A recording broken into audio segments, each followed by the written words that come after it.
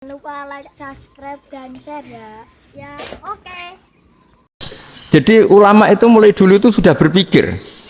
Banyak orang menjadikan tahajud, sholat malam itu media untuk hajatnya. Dan kalau nggak kesampaian ini mutung. Nyalahkan kiainya ijazah ramanti. Macam. Daripada ngono ora usah apa? Tahajud itu turu. Dan jenis kayak ini tuh banyak. Makanya ulama kayak saya itu seenake dhewe itu ya jarak. Saya sering didolani mukhibin terus bilang, Gus saya doakan gini-gini saya mau nyalon bupati atau saya gini. Saya bilang gak waduh orang dongo, nak ramandi darani ulama dongane ramandi. Nak mandi kamu jadi bupati tetap nganggep karena beli. Sopo sing ora roh bupati saya juga beli. Ribet kan? Ketika mereka jadi ngunsurkan doa kamu apa karena kemarin beli? Yang beli maksudnya nggak beli nggak usah tersinggung. Jadi ribet ngadepin. Nggak artinya gini loh, boyo doa itu jangan dipakai begitu loh. Kalau minta nasihat tak nasihati jadi bupati yang baik, gubernur yang kalau minta doa itu resikonya. Akhirnya gigi kalau diminta doa ya doa sebenarnya diisinya itu nggak doa kemenangan. Itu nggak selamat gitu. Karena ribet. Makanya Islam itu doa itu setelah iman. Aturan iman benar baru doa. Aturan iman benar termasuk Allah itu yaf'alu ma yasha, boleh melakukan yang dikehendaki. Allah nggak boleh terdikte oleh doa kita, nggak boleh. Ya saya ulang lagi ya, madzhab Hasan Asyadzili ini khas kita. Jadi la ilaha illallah itu didahulukan sebelum istighfar. Tapi kebalikannya madzhab Imam Sanusi itu dibalik. La ilaha illallah itu kalimat yang sakral. Karena yang sakral dibutuhkan muqaddimah. Yaitu yang melafadzkan harus yang sudah bersih, yang sudah steril baru melafadzkan la ilaha illallah. Maka dalam madzhab Sanusiyah istighfar dulu baru la ilaha illallah. Nah dalam madzhab Abul Hasan Asyadzili kebalikan, istighfar itu sah setelah sahnya tauhid. Kamu ikut mana tuh? Asyadzili apa Sanusiyah? Alhamdulillah sama-sama tidak paham ya sudah. Akhirnya sudah. Iya nggak kemana-mana kan. Gitu. Jadi apa ya? Terus ini saya teruskan ini biar khas pesantren atau khas NU lah, kalau bahasa Pak Rektor khas NU. Ini Ben sampean tahu beberapa perbedaan itu lazim, halaman 24. Ya, halaman 24 sama 25. Tak baca ini masih orisinil. An Sufyan bin Uyainah ini juga gurunya Imam Syafi'i. Kata Sufyan bin Uyainah, beliau cerita, kana Isa wa Yahya alaihi salam ya'tiyanil qaryah. Fayas'alu Isa an syirari ahliha. Was'alu Yahya an khiyari ahliha. Jadi Nabi Isa dan Nabi Yahya itu satu generasi, sama-sama masih muda. Kalau di satu kampung yang Nabi Yahya tanya, ini keluarga terbaik siapa? Saya mau nginap di situ karena kumpul orang baik itu nyaman. Kalau Nabi Isa kebalikan, keluarga terburuk mana ya? Saya tak di situ. Nah, terus akhirnya faqala lahu Yahya, lima tanzilu ala syirarin nas. Kenapa kalau kamu bermalam kok malah kumpul orang-orang yang nakal? Innama ana tabibun udawil mardo. Saya ini nabi para dokter. Di mana-mana dokter yang ngumpuli yang sakit, ngobati yang sakit. Makanya di NU itu ya banyak Ki Jazab mengumpuli yang nakal-nakal. Nak tepak yang entas yang nakal, nak ora tepak ya katut. Ini adu nyali lah sudah itu. Tapi itu ada ilmunya, yaitu niru Nabi siapa? Isa. Kalau kamu dokter penelitian itu cari daerah yang banyak pandemi apa yang bersih? Yang banyak pandemi, karena yang namanya penelitian ya di situ kan. Kalau kamu dakwah ngentas kemiskinan, ke daerah miskin apa daerah kaya? Nah sama, kalau ngentas kefasikan, ke daerah fasik apa daerah orang soleh? Fasik. Ya, tapi itu Nabi Isa. Nah kalau kamu tidak Nabi kan potensinya kan ngacut itu. Tapi setidaknya bahwa kita sering disalahkan karena punya beberapa tokoh yang ngancani yang fasik-fasik, itu sebenarnya ada dalilnya, yaitu Nabi siapa? Isa. Nah terus masalah tegas dan lunak.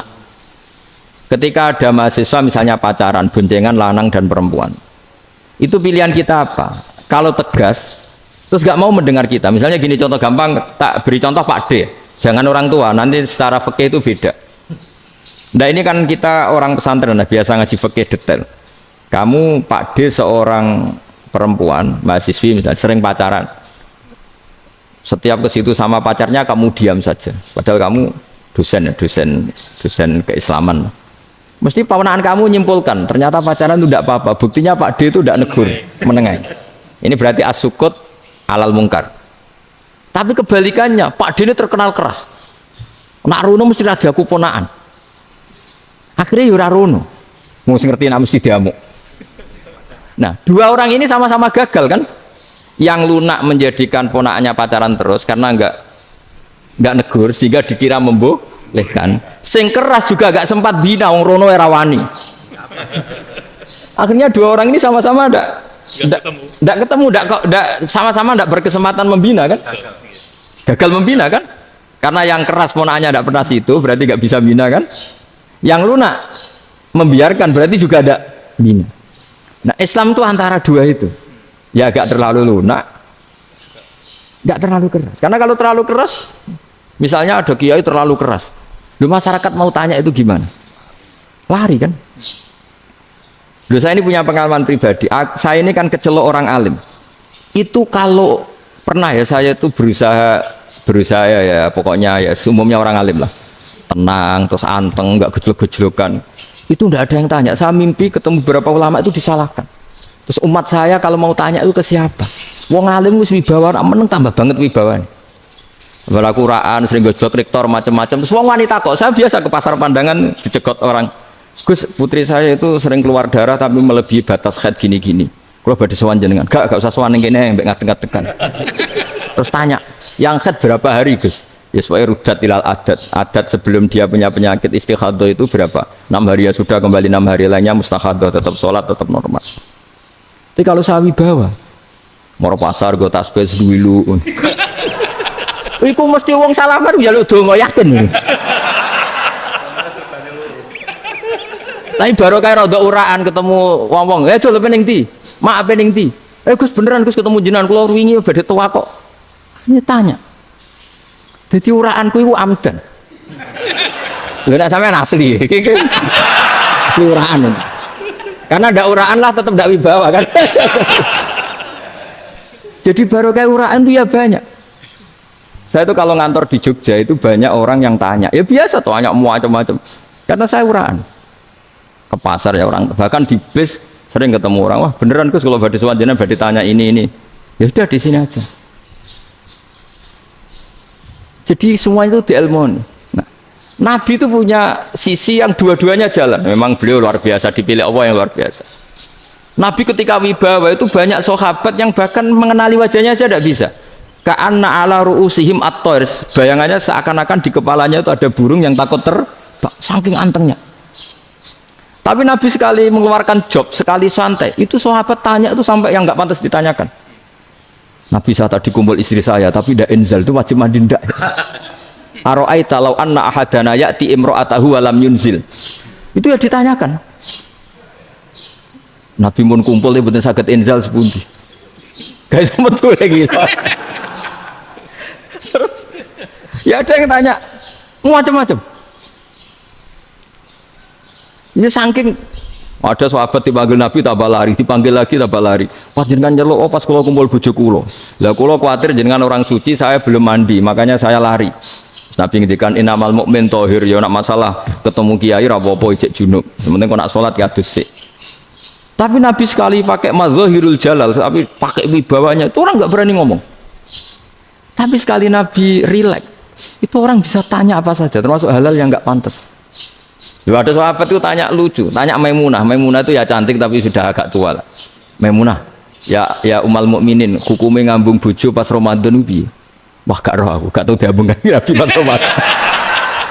Tanya saudah malah orang-orang diambung, kalau saudah itu kan wis tua itu. Lucunya istrinya jawab, tanya Aisyah yang mungkin Nabi, iya yang mungkin tanya Aisyah. Itu yang usul ya istrinya Nabi Maimunah. Selalu Aisyah, tanya Mbak Aisyah. Ya Amirul ya umal mukminin gini-gini. Wah Aisyah yang cantik masih perawan kan. Qabbalani Rasulullah bahwa oh Nabi biasa ngambung-ngambung pas Ramadan dan beliau tetap puasa. Akhirnya fakih ngarang kan wa takbil fi Ramadan wa tublah la tubtilu shauma ngambung ora. Iku ya udah biasa dhisik. Ya nasib bojone ayu. Nah ini artinya seasik itu. Jadi garwane Nabi sing ngrasa rodok tuwa. Wah Aku ora tahu. Kok Aisyah. Serilek itu dulu itu. Maksudnya orang-orang Islam pertentangan itu. Maksudnya ini balik semua ini bedanya orang pesantren sama orang kampus. Kalau orang kampus mau cerita agama itu rahmatan lil alamin, tapi nyontokno rileke ora iso. Agama itu rilek, tapi nyontokno rileke ora iso. Mergo ya rapati ngaji. Contohnya ora iso, dadi mau gawe kaidah Islam itu rahmatan. Jadi Nabi itu lah, Allah juga gitu. Allah itu kalau sudah memperlihatkan madzahirul jalal, itu mbok malaikat Jibril rawani. Ketika Allah dengan madzahirul jalal. Tapi kalau Allah dengan madzahirul jamal, madzahirul apa? Jamal. Iku ya gojok-gojok kan ambek makhluke gojok. Ya buli-bulian cara sakniki. Ya sampean delok ning hadis syafaat itu, akhiru man dakhalal jannah atau akhiru man kharaja minan nar, itu di beberapa judul. Ada seorang rojul yang ahli neraka ya, dintas baik pangeran, terus ditudono swarga. Gusti, swarga, sengiler tok wong wayu roh, wis wong ngiler tok. Ngerjaluk Gusti mosok roh tok ora oleh mlebu. Jarimu asal mlebu metu kon neraka ora jaluk-jaluk meneh. Sumpah lho ya, gak jaluk apa-apa meneh. Mboten Gusti. Sekali saya keluar dari neraka ndak akan minta apa-apa lagi. Wis. Wallahi, wallahi, la as'alu ghairaha. Mesti ghaira khoslah, ghaira tilkal khoslah. Ya niku pokoke selain keluar dari neraka saya tidak akan minta lagi. Didono swarga wong do kelono seru wibet kan. Sing bojone elek kan dendam dadi ning swarga. Swarga wis macam-macam. Gusti mosok roh tok ora oleh mlebu. Jarine janji ra njaluk meneh.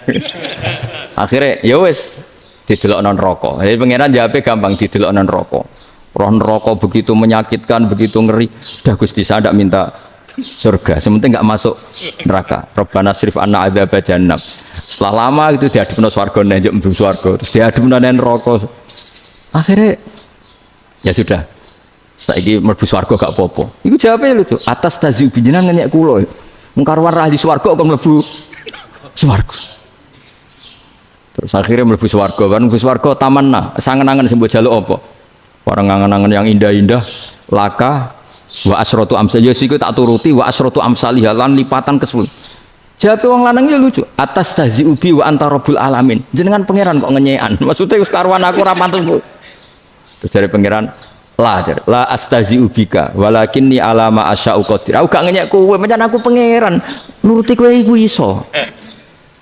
Jadi Allah sendiri ketika dengan madzahirul jamal, itu malaikat ya ono sing wani bantah.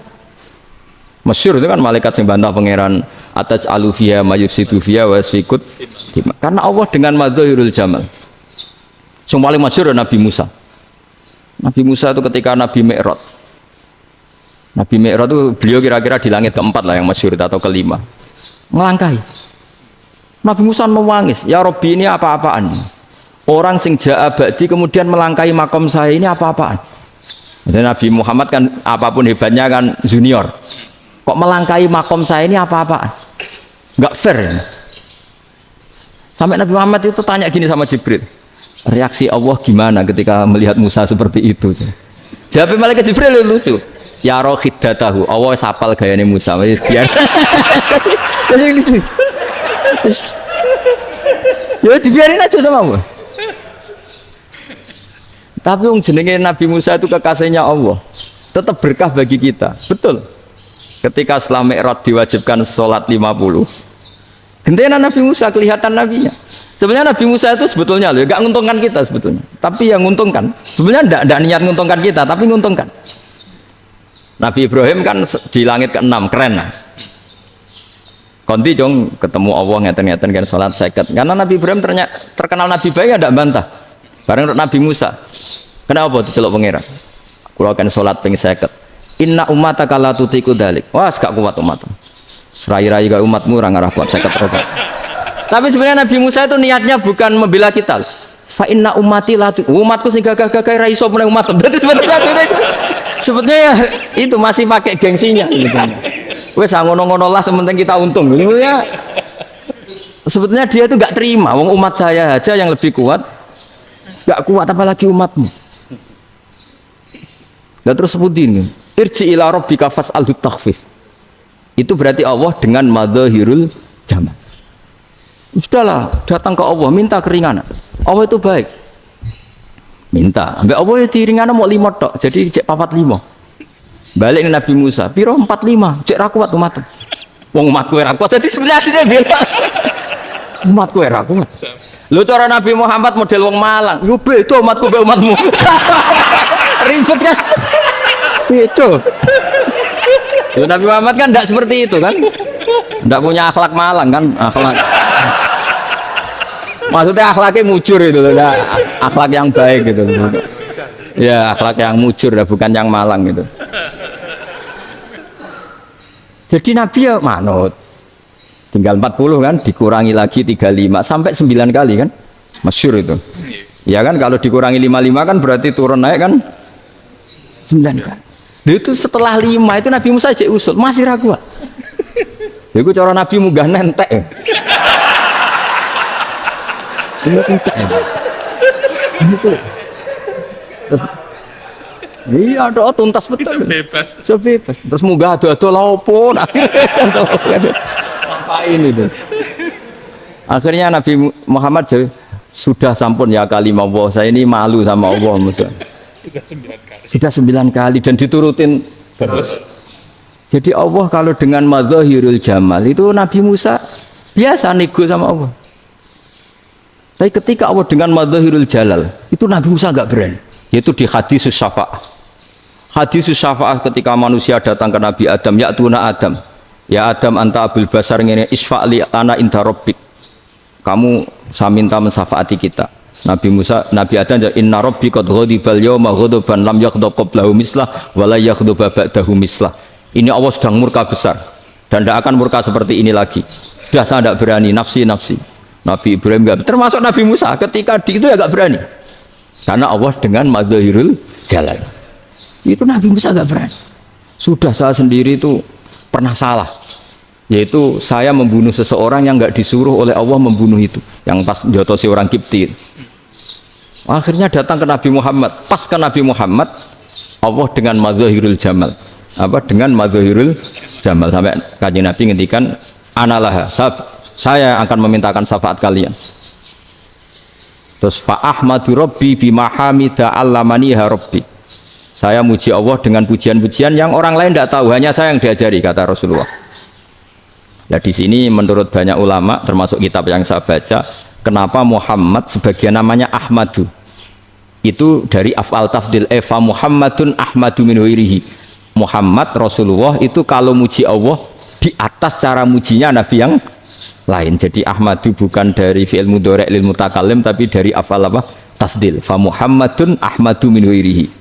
Bahwa Kanjeng Nabi Muhammad sallallahu alaihi wasallam itu cara mujinya Allah di atas pujian para nabi. Makanya di sini Sayyid Ali Zainal Abidin kalau muji hamdal hamidin wa fauqa hamdil hamidin. Jadi pujian saya ini di atas rata-rata cara mereka apa? Memuji. Yaitu sirinya apa? Nabi itu tahu bahwa akhirat itu tidak bisa batasi Allah. Kamu tidak bisa nyemprit Allah. Allah, ini akhirat loh. Amal sudah ada manfaat. Ingat itu. Tidak bisa seperti itu. Allah itu nggak bisa tunduk sama konstitusi yang bernama akhirat. Artinya Allah meskipun di akhirat tetap duwe hak yaf'alu ma yasa atau yaf'alu ma yurid. Nggak bisa kamu terus wah ini akhirat amal ra iso dikirim wong mati, amal ra iso dikirim. Yo pangeran kok mbok atur. Kalau kita yang mengirimkan tidak bisa, tapi kalau Allah tetap bisa. Makanya ada kiai mengatakan kodok qadar ora iso dirubah, itu kamu. Makanya ada seorang kiai ditanya, kodok qadar ora iso dirubah sekali dicatat selesai. Jadi kiai tadi, tapi nak Allah iso.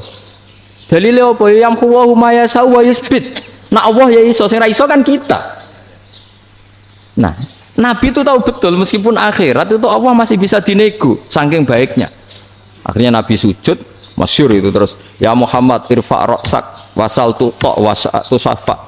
Semat sirahmu angkat, kuju apa tak turuti. Terus semenjak itu Nabi minta apa? Syafaat.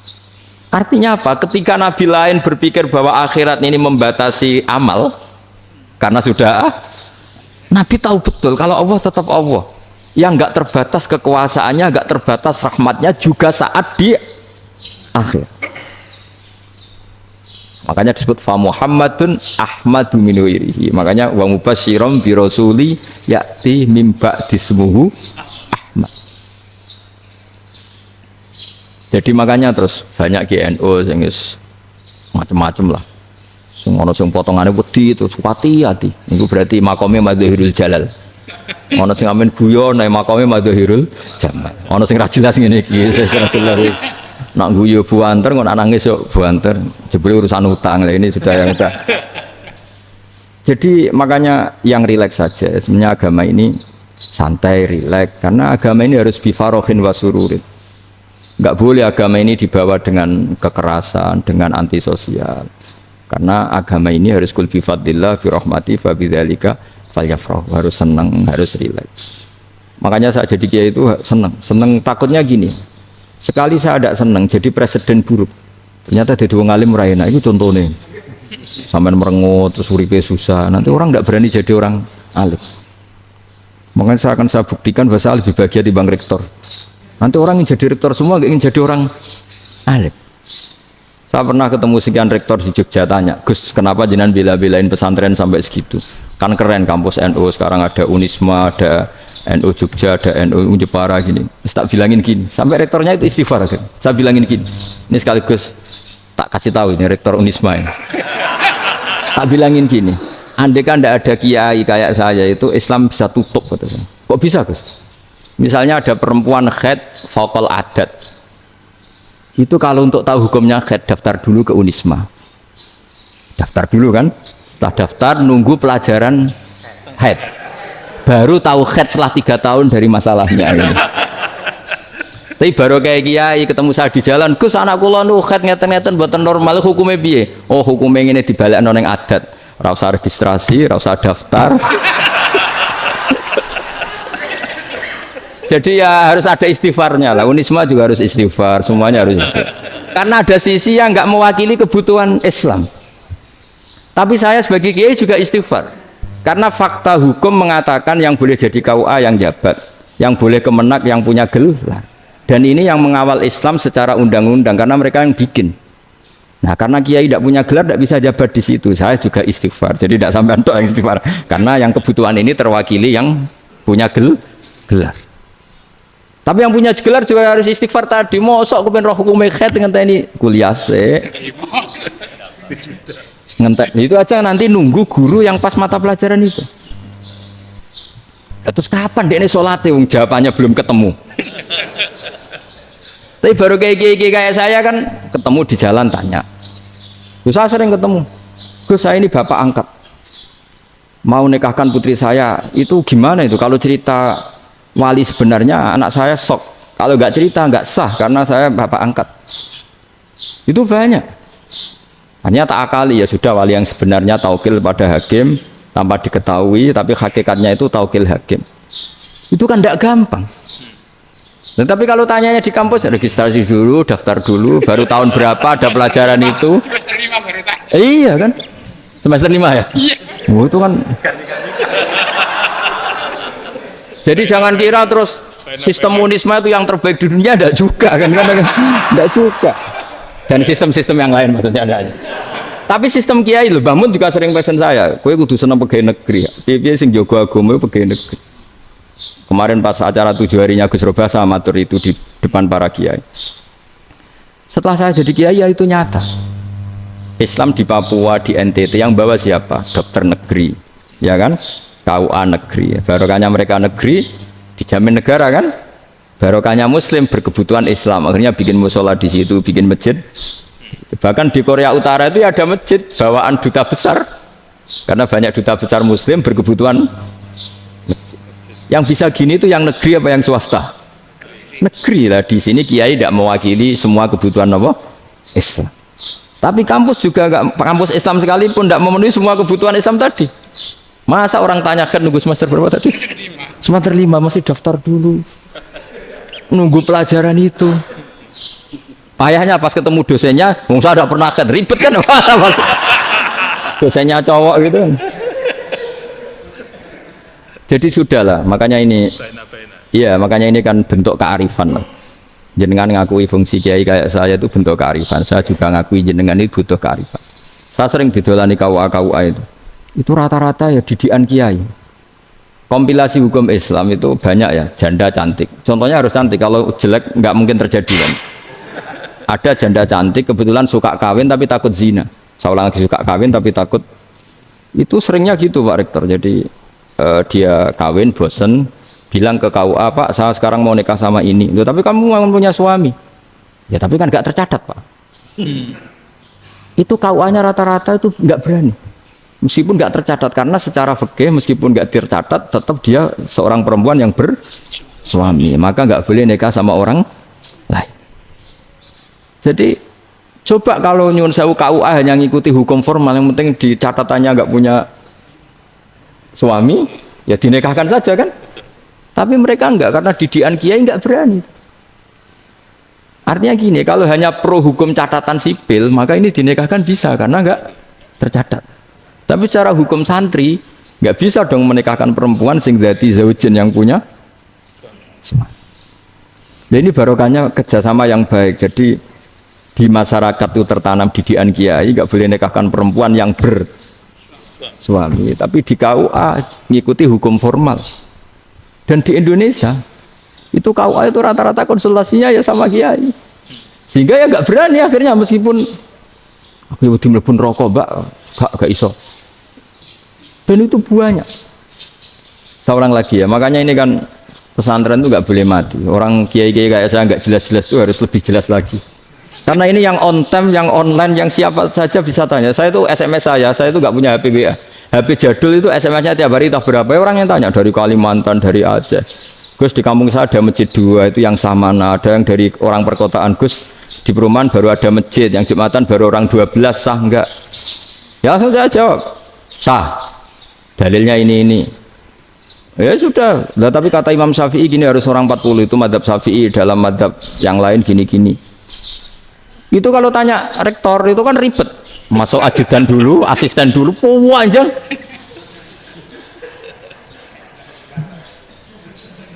Wah itu kan ribet kan.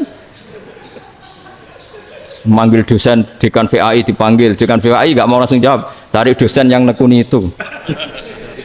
Usul fikih saya nekuni itu baru seminar, nunggu dulu mbak, ini orangnya baru. Panjang kan. Bisa tutup Islam kalau kesuwen.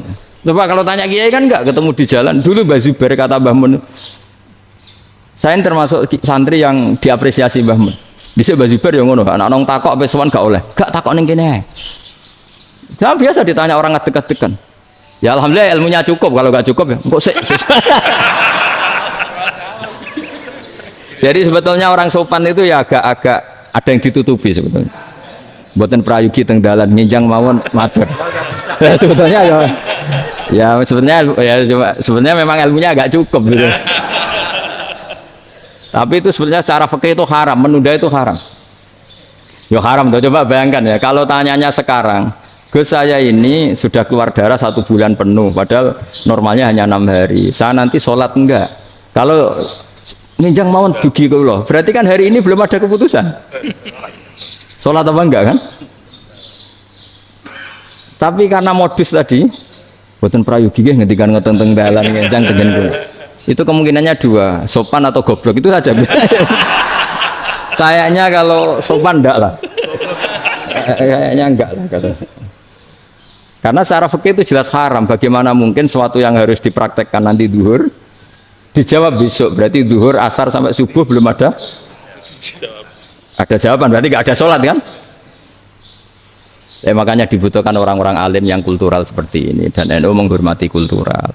Tapi Mbah Mun juga sangat menghormati Islam formal, karena tadi produk-produk formal itu bisa dilembagakan oleh negara, dan itu kita ikut untung. Makanya Mbah Mun itu kalau punya tamu KUA, punya tamu polisi sampai pejabat itu. Kenapa saya contohkan KUA? Supaya jangan kira seperti pendapat orang-orang hasud, wah ya mesti aja disolani presiden seneng, menteri seneng. Enggak juga. Sebenarnya semua kiai itu mulai KUA sampai polisi, polsek, polres itu seneng semua. Karena sama-sama diajak mengawal bangsa ini, diajak mengayomi semua masyarakat. Tapi kadang-kadang masyarakat ngeritiknya, jenenge kiai disolani menteri ya seneng, presiden. Padahal yang sowan kiai itu ya mulai KUA, Kapolsek, kepala desa, RT, Mudin. Itu mungkin kalau tanya ya lucu-lucu. Gus kalau nate nyembelih pitik kemanian, pitik gue gede man. Akhirnya Gus ngerti nak kemanian langsung tak sebelah benda terusane gue sah tau. Ribet. Ya tak jawab, lah pitik masih gue cek urip tau. Terus urip Gus, wis sah cara madzhab Malik kerja urip. Karena itu ada perdebatan antara madzhab Malik dan madzhab Syafi'i. Nah, cara Imam Syafi'i itu agak ketat. Hewan yang punya kehidupan sudah muttoribah, misalnya ayam jago, contohnya harus jago, karena kalau ayam kecil diikhlaskan haram. Jadi, yang cilik wae kan gitu. Fikih itu ya, fikihnya orang Indonesia itu pecundang. Kalau ayam kecil nggak ditanyakan, mate ra wis. Kalau jago ditabrak truk kejet-kejet. Andai kan nggak disembelih pun mesti mati. Itu cara madzhab Syafi'i itu haram. Karena penyembelihan ini tidak menjadi penyebab kematian, tapi memang karena kecelakaan tadi. Ini cara madzhab Imam Malik enggak. Andai kan nggak disembelih, matinya kan 2 menit lagi atau 1 menit lagi. Andai kan nggak disembelih, berarti mati sekarang itu bawaan pisau apa bawaan kecelakaan? Ya sudah halal gitu caranya. Nah akhirnya ya saya bilang ya sudahlah kita semuanya malu. Jadi cara debat, cara Imam Syafi'i enggak, cara berpikir itu sudah tidak kehidupan yang normal, yang dimana-mana penyembelihan itu mematikan yang hidup normal. Jadi agak ketat. Sehingga dalam contoh kemanian, kalau dalam bahasa Jawa nyembelih agak sempurna terus pesonya jatuh atau apa itu, kalau pakai madzhab Syafi'i agak kesulitan. Jadi kalau madzhab Malik asal diselesaikan cara fauron, dan juga sebagian madzhab Syafi'i itu halal. Nah orang mesti tanya gitu, Gus, wedhusku tabrak truk, man Gus kejet-kejet. Nak pitik cilik ra ditakok. Makanya termasuk kritiknya Mbah Mun, tapi ini madzhabnya Mbah Mun ya. Kamu boleh ikut boleh ndak, karena ini urusan ndak penting. Ya wong-wong lucu, nak ditakoki yuyu muni haram mergo amfibi.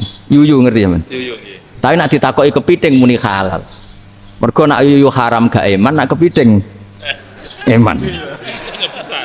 Padahal alasannya coba, kenapa yuyu haram? Karena amfibi kan, bisa di air. Pertanyaannya, kepiting seperti itu ndak? Nah, tapi kepiting kalau haram kan eman. Karena besar kan. Kalau yuyu silahkan haram kan gitu. Artinya apa? Fikih kita ini agak-agak pecundang gitu, agak-agak pertimbangan. Iya, ini lucu kan? Kualitatif. Coba alasannya yuyu haram karena apa? Amfibi kan? Hidup 2 alam. Pertanyaannya kepiting seperti itu enggak? Iya, kenapa kalau orang tanya yuyu haram apa halal, rata-rata jawab haram. Tapi kalau kepiting mulai khilaf. Loh mestinya kan sama kan? Lah itu. Iya tadi. Saya juga sering melihat tonggo-tonggo itu. Ayam cuwilik sakmene ketabrak truk, enggak ada yang tanya. Tapi saya pernah jalan-jalan di Naruan sini. Ono jago ketabrak, sing duwe langsung marani kula, pas saya naik motor, Gus ini halal apa haram? Nah langsung kula sebelah halal apa haram? Wis kanggo kowe halal ya kowe halal. Karena saya tahu tak jawab haram mesti kecewa itu. Aduh. Ya ini beratnya kan. Ya akhirnya ya saya setelah itu Fatihah Imam Syafi'i ngapunten umat kula nu rahasia madzhab jenengan tuh ndak siap. Iya kan akhirnya pakai madzhabnya Imam Malik tadi. Ya tak Fatihah Imam Syafi'i ini mboten niat nglawan jenengan. Tapi ngobati tiang eman. Mergo pitike besar itu. Jadi ini kan cerita ya, itu makanya yang rileks saja lah, bahwa Islam ini yang rileks, yang menyenangkan, karena ya agama ini harus menyenangkan. Raditu billahi robba, raditu itu senang banget, ridho itu puas, nggak boleh beragama pertuntungan terus emosinan, ya marem atau raditu itu marem, jadi yang nyaman. Ya saya kira demikian. Assalamualaikum warahmatullahi wabarakatuh.